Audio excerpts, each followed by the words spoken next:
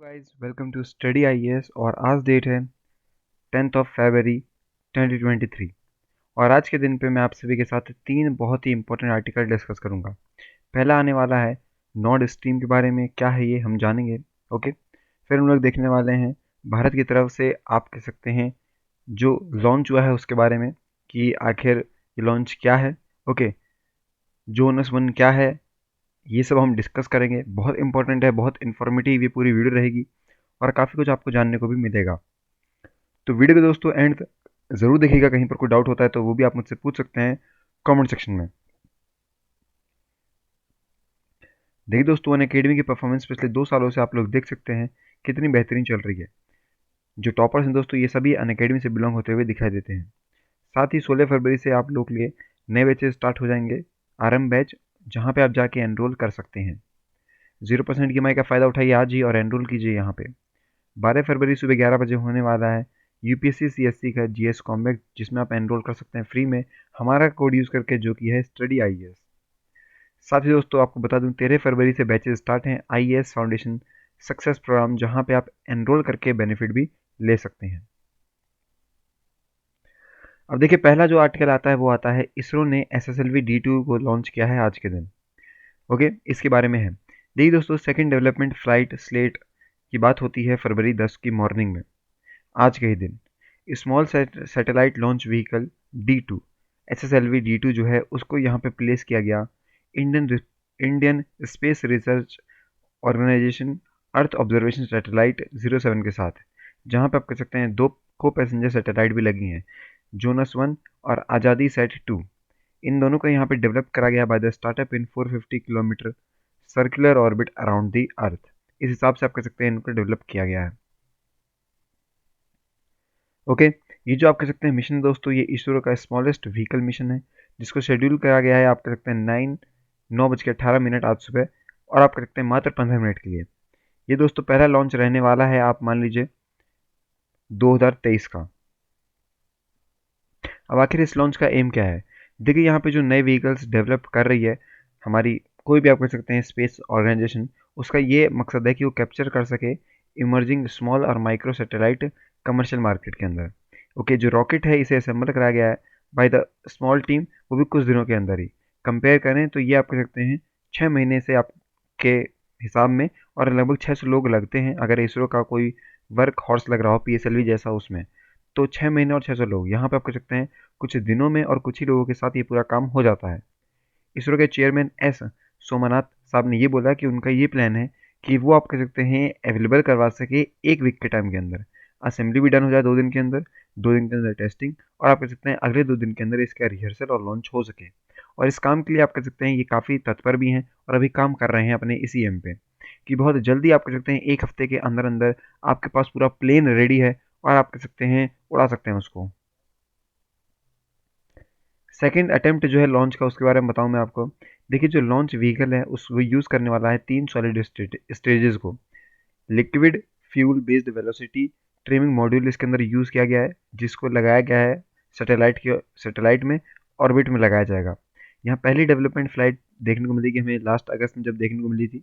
उसके बाद पेंडेमिक आ गया, डिले हो गया, फेल हो गए कई सारे यहाँ पे जगह सैटेलाइट में अपने ऑर्बिट में पहुँचने से तब तक। ऐसा दोस्तों इसलिए होता है क्योंकि यहाँ पे एक्सेसिव वाइब्रेशन सेंस कर लेता है accelerometer during the second stage separation के अंदर, और आप कह सकते हैं ऑनबोर्ड सिस्टम ये सोचता है कि सेंसर कहीं ना कहीं फॉल्टी है। जो सेकंड फ्लाइट रहने वाली है स्ट्रक्चरल चेंजेस के बाद, ये कुछ इस तरीके से बनाई गई है जिसको यहाँ पे चेंज भी किया जा सकता है सेपरेशन मैकेनिज्म में फॉर स्टेज 2। और लॉजिक चेंजेस यहाँ पे ले गए आए हैं ऑन बोर्ड सिस्टम के अंदर, कि वो ऐसा ना सोचे कि सिस्टम में गलती हो रही है और वो चीज़ें रोक देती है वहाँ पे। जो नए व्हीकल यहाँ पे डिक्लेयर कर गए हैं वो ऑपरेशनल है by the space agency after it complete 2 successful development flights. और जो लास्ट व्हीकल है उसे डिक्लेयर किया जाएगा operational was the GSLV Mark 3, जिसको हम लोग कहते हैं LVM-3 के नाम से भी। और इसने ही चंद्रयान 2 को 2019 में कैरी किया था, मतलब कि स्पेस तक छोड़ा था। अब देखिए दोस्तों, यहाँ पे आते हैं जेनोस 1। देखिए, जेनोस 1 जो है वो एक टेक्नोलॉजी है, डेमोन्स्ट्रेटर सैटेलाइट है, जिसे बिल्ड किया गया है बाय दी US बेस्ड अंतरिक्ष और इंडियन पार्टनर XD लिंक के साथ, एंड अनाथ टेक्नोलॉजी के साथ। ये जो आप कह सकते हैं सैटेलाइट बस है, ये मेन स्ट्रक्चर है ऑफ दिस सैटेलाइट, जहाँ पे लोड लगने वाले हैं। और आप कह सकते हैं इसको यूज़ करते हैं हम लोग मल्टी एप्लीकेशन के लिए, जैसे कि earth observation, signal monitoring, ship tracking और रेस्ट, इन सब के बारे में पता लगा सकते हैं। जो यहाँ पे जेनोस 1 है दोस्तों, इसका वेट है लगभग 10.2 kg, और आप कह सकते हैं 6 यूनिट क्यूब सैटेलाइट के साथ साथ 5 पेलोड ऑनबोर्ड करवा सकता है। 2 यहाँ पे सिंगापुर से हैं, 1 केन्या से, 1 ऑस्ट्रेलिया से, 1 इंडोनेशिया से। इस तरीके से आप कह सकते हैं 6 यूनिट जो है वो क्यूब की वो दी गई है। एंटायर सैटेलाइट जो है दोस्तों उसे बिल्ड किया गया है 10 महीने के अंदर।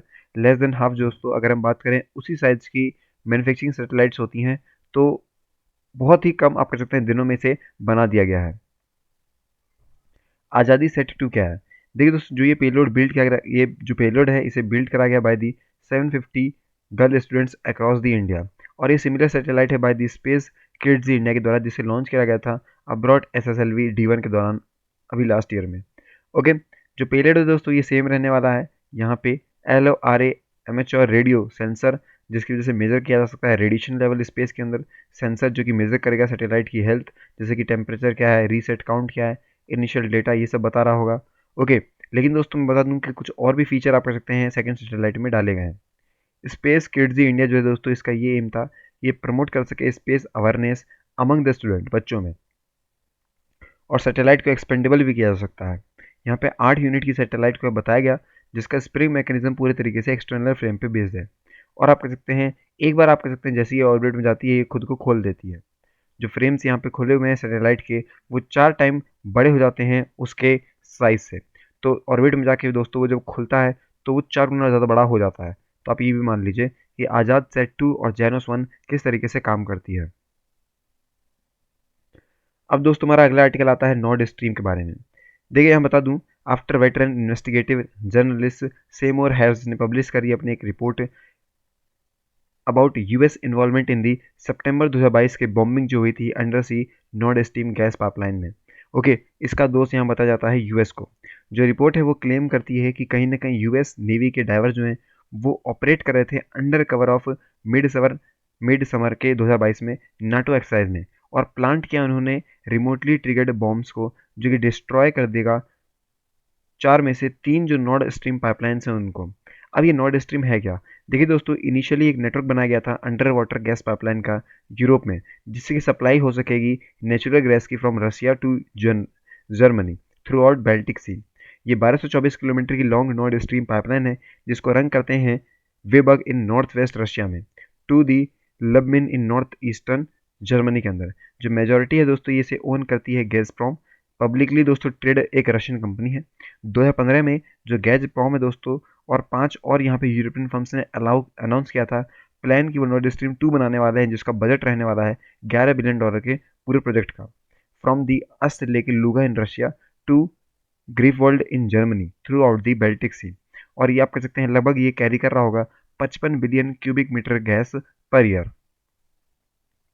अब इसके सिग्निफिकेंस क्या हैं? देखिए दोस्तों, बता दूं कि रशिया यूक्रेन की वॉर से पहले पहले आपको बताऊं, जो नॉर्ड स्ट्रीम है वो बिगेस्ट रशियन गैस पाइपलाइन थी टू यूरोप, जो कि लगभग 40% यूरोपियन यूनियन नेचुरल गैस के लिए काम करती थी, सप्लाई करवाती थी। अपनी रिपोर्ट के अंदर यहाँ पे इन्होंने बोला है कि जो नॉर्ड स्ट्रीम है आप कह सकते हैं अब देखने को मिलती है कि वो यूएस बनाएगा अपने एंटी रशिया अलाइज के साथ। ओके, जो कि बहुत बड़ा खतरा हो सकता है।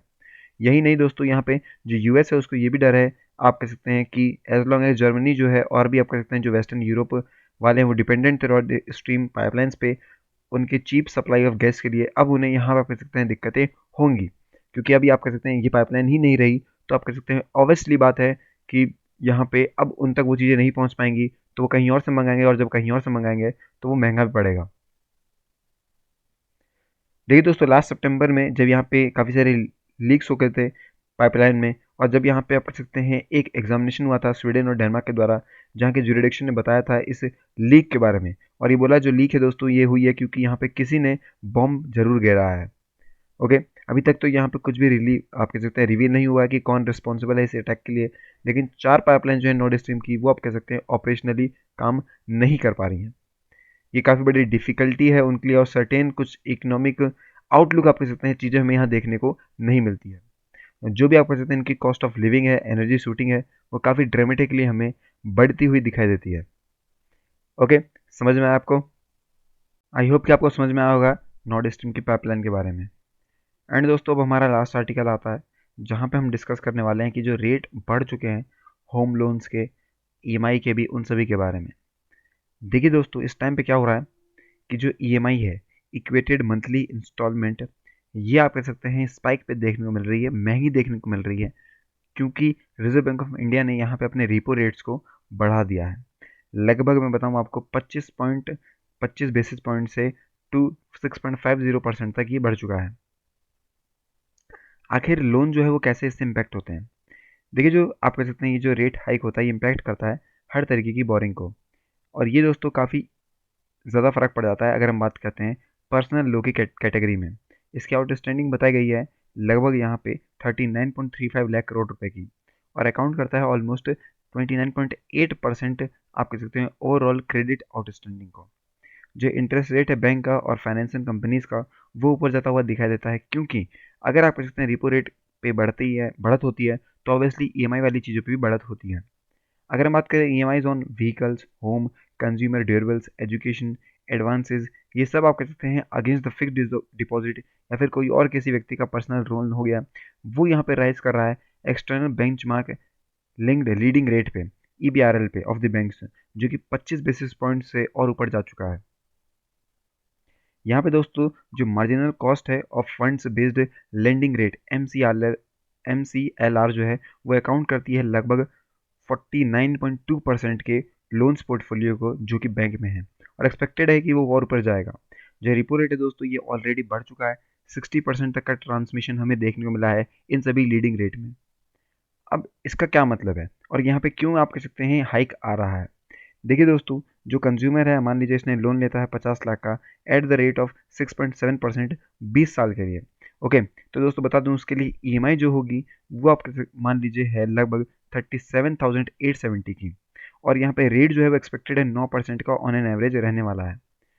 ओके, अभी इस व्यक्ति को यहाँ पे आप कैसे मान लीजिए कि देने पड़ेंगे ईएमआई को 44,986 तक, और ये 19% तक ऊपर जा सकता है।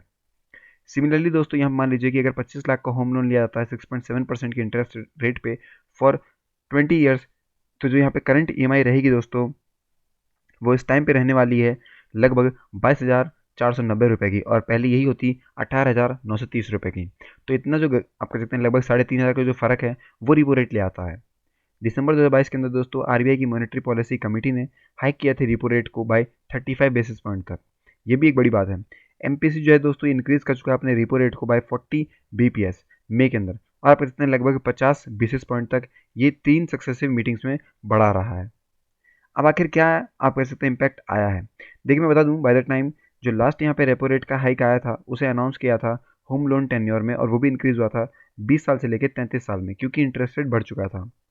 ओके, इसका मतलब ये होता है कि जो बोरोवर हैं वो 30 साल तक आप कह सकते हैं अपना होम लोन दे सकते हैं, और करंट यहाँ पे जो इंक्रीज हुआ है लोन के टेन्योर में, वो ऑलरेडी सरपास कर चुका है कुछ रिटायरमेंट एज को भी, जो कि आप कह सकते हैं लेंडर के लिए काफ़ी हायर ईएमआई की बात बताता है।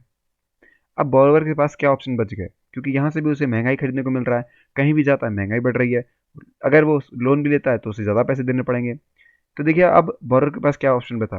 पहला ऑप्शन ये है कि उसे अगर होम लोन लेना है तो उससे पहले उसे लेंडर से इसके बारे में पूछना पड़ेगा कि आखिर कितना ज़्यादा इंक्रीज हो रहा है स्प्रेड का। ओके, एक बोरोवर के लिए यहाँ पे अच्छा क्रेडिट स्कोर होना बहुत ज़रूरी है। बैंक कंसिडर करता है इंक्रीजिंग क्रेडिट स्कोर, और साथ साथ यहाँ पे बात भी करता है कि रिडक्शन हो सके होम लोन के रेट पे। ये प्रोवाइड करवाता है दोस्तों कुछ यहाँ पे रेस्पाइट, और रिड्यूस करता है financial burden on the borrowers. Customer के पास दोस्तों ये भी ऑप्शन है कि वो लॉन्गर लोन टेन्योर को ले। इससे क्या होगा वो कि वो रिड्यूस कर सकता है अपने मंथली इंस्टॉलमेंट को, पर ओवरऑल जो इंटरेस्ट पेमेंट रहेगा वो ज़्यादा रहने वाला है। अनदर ऑप्शन दोस्तों ये भी है कि वो फ्लोटिंग इंटरेस्ट रेट पे काम कर सकें। ये ऐसे रेट होते हैं जो कि मार्केट की कंडीशन पे निर्भर रहते हैं। इंटरेस्ट रेट कम होगा तो आप कह सकते हैं ईएमआई भी कम होगी। जो कस्टमर है इसे ट्राई करना चाहिए नेगोशिएशन इंटरेस्ट रेट का विद द लेंडर, और आप कह सकते हैं लोअर ईएमआई पे लोन लेना चाहिए। साथ ही आप कह सकते हैं अगर वो लोन लेगा हाई इंटरेस्ट रेट पे तो ट्रांसफर कर सकता है अपने बैलेंस को टू दी अनदर लेंडर, जो कि आप कह सकते हैं लोअर रेट पे उन्हें ईएमआई दे रहा है। अगर दोस्तों आप कह सकते हैं ये ईएमआई वाली प्रॉब्लम आ रही है तो आखिर जो होम सेक्टर है, रियल एस्टेट पे क्या असर पड़ने वाला है? देखिए, जैसे जैसे बढ़ रही हैं रिपीटेड हाइक्स हमें देखने को मिलते हैं, ईएमआई ड्रिवन जो हाउस मार्केट है वो हमें क्यूमुलेटिव इफेक्ट देखने को मिलता है। कहीं ना कहीं जो वेलोसिटी है उनके बेचने की वो इम्पैक्ट करेगी आगे आने वाले कुछ महीनों के अंदर। और ये आप कह सकते हैं जो प्रॉपर्टी में रेज आया ये ऑलरेडी काफ़ी बड़ा डिफिकल्टी वाली बात रहती है होम बायर्स के लिए जो कि घर खरीदना चाहते हैं। आरबीआई का जो यहाँ पे डिसीजन है वो टेम्परेली हमें कम देखने को मिलते हैं डेंट पे, और जो करंट डिमांड मोमेंटम है उसको लेके आते हैं। पहली बार दोस्तों यहाँ पे जो होम बायर है, होम जो है उसे कंसिडर किया जा रहा है बिगेस्ट एसेट, और ये शॉर्ट टर्म मूव्स में आप कह सकते हैं काफ़ी बड़ा इंपैक्ट दे सकते हैं बायर के डिसीजन को। हायर होम लोन दोस्तों इंटरेस्ट रेट अगर रहेगा तो ये अफोर्डेबल हाउसिंग की बात का नहीं मान रहा होगा, और आप कह सकते हैं बहुत ज़्यादा इंपैक्ट कर रहा होगा होम बायर को। ये फटीक जो यहाँ पे सप्लाई हो रही है डेवलपर्स की, जो यहाँ पे लग्जरी है basically mid housing segment players की, उनके साथ साथ यहाँ पे जो आप कह सकते हैं दिक्कतें आती हैं वो इंसान को और ज़्यादा खरीदने में प्रॉब्लम लेके आती हैं। तो ऑब्वियसली बात है अगर आपका इंटरेस्ट रेट बढ़ रहा होगा घर खरीदने के लिए लोन जो आप लेते हैं होम लोन पे, तो आप लोग क्यों ही खरीदेंगे, और ये दिक्कत लेके आ सकता है अगले कुछ महीनों के अंदर। तो अभी अगर आपके पास मौका है तो जाइए खरीद लीजिए, नहीं तो कुछ महीने रुकिए, ये चीज़ें हमें अब इफेक्ट में देखने को मिल जाएंगी। ओके, आई होप कि अब आपको समझ में आई होगी पूरी वीडियो से जो भी इंपॉर्टेंट बातें थी। लेकिन अगर अभी कोई आपका डाउट रह गया है तो वो भी आप मुझसे क्लियर कर सकते हैं कमेंट सेक्शन में अपने डाउट पूछ के। आज की वीडियो के लिए दोस्तों इतना ही, मिलते हैं नेक्स्ट वीडियो में, तब तक के लिए have a nice day and take care.